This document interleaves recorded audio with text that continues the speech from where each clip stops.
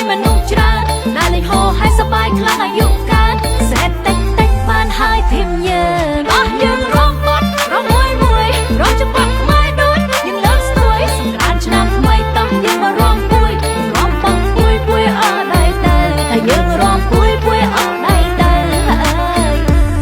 ដាក់ទៅ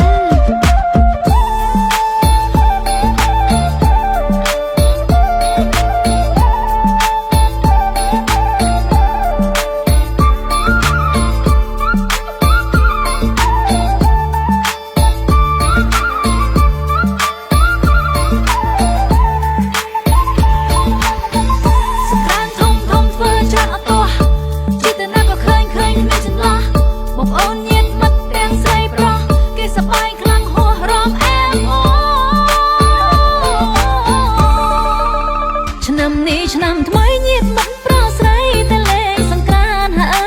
យឆ្នាំនេះឆ្នាំថ្មីញាតិមិត្តប្រុសស្រីតែលេងសង្ក្រានធំសម្បាមិនធ្លាប់មានតែលេងសង្ក្រានបានប្រពៃណីយើងធំសម្បាមិនធ្លាប់មានតែលេងសង្ក្រានបានប្រពៃណីយើងសូមជូនពរញាតិមិត្តធ្វើដំណើរឆ្ងាយចិត្តមានសេរីសួស្តីហើយសូមជូនពរញាតិមិត្តធ្វើដំណើរឆ្ងាយចិត្តមានសេរីសួស្តីជូនឆ្នាំថ្មីសុខភាពល្អ